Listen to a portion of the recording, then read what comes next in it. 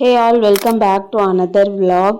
இந்த வீடியோவில் வந்து நான் கம்ப்ளீட்டாக வந்து ஒரு ஸ்டடி வீடியோவாக தான் இருக்க போகுது.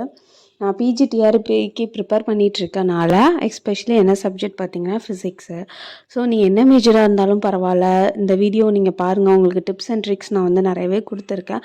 உங்களுக்கு ஹெல்ப்ஃபுல்லாக இருக்கும்னு நினைக்கிறேன். இது வந்து உங்களுக்கு மார்க் ஸ்கோர் பண்ணுறதுக்கு கொஞ்சமே வந்து பூஸ்ட் அப்பாக இருக்கும். என்னை பொறுத்தளவில் நான் இப்போ தான் ஃபஸ்ட் டைமாக நான் அட்டன் பண்ண போகிறேன்.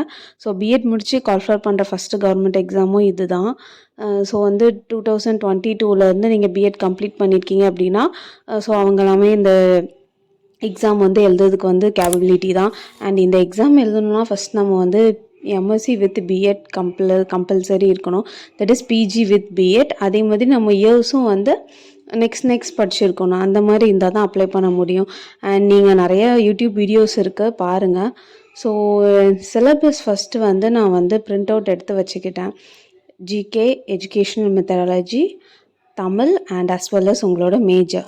ஸோ இதிலே வந்து மென்ஷன் பண்ணியிருப்பாங்க 10th ஸ்டாண்டர்டுன்னு சொல்லிட்டு தமிழுக்கு. அதனால நீங்கள் தமிழுக்கு வந்து 10th தமிழ் புக் இல்லைனா கைடு, அப்படி உங்களோட கைடு கிடைக்கல அப்படின்னா நீங்கள் யூடியூப் வீடியோஸ் பார்த்து எந்தெந்த ஆன்சர் நமக்கே வந்து ஆன்சர்ஸ் செயல் இதிலலாம் பகுப்பத்தை ஒரு கிளம்ப்லாம் கொடுத்துருப்பாங்க. அப்படி இருந்துச்சுன்னா நோ ப்ராப்ளம்.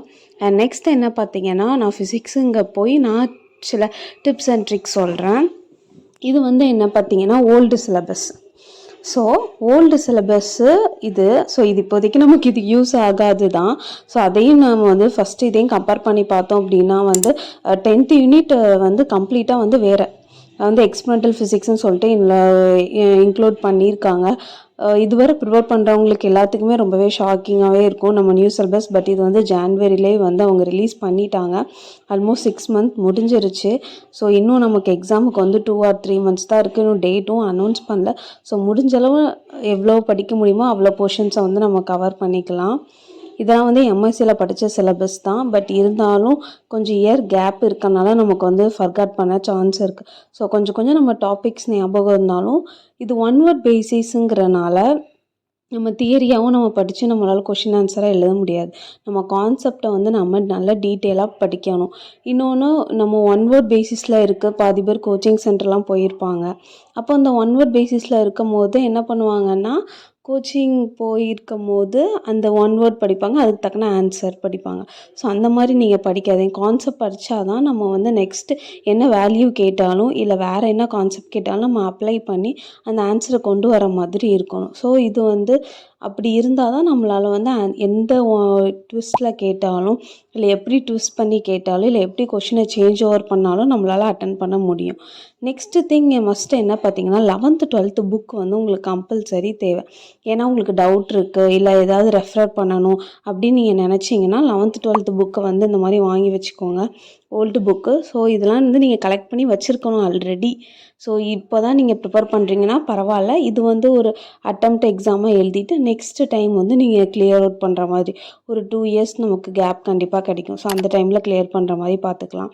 நெக்ஸ்ட்டு திங் வந்து என்னென்னா, எல்லா சப்ஜெக்ட்டுக்கும் இந்த மாதிரி செப்பரேட் நோட்ஸ் வந்து நான் போட்டு வச்சுக்கிட்டேன். ஸோ நமக்கு வந்து அது யூஸ் ஆகும். இதே மாதிரி நீங்கள் வந்து கிளாசிக்கல், இஎம்டி, குவாண்டம், மேத்தமெட்டிக்கல் எல்லாத்துக்குமே வந்து தனித்தனி புக்ஸ் போட்டு வச்சுக்கோங்க.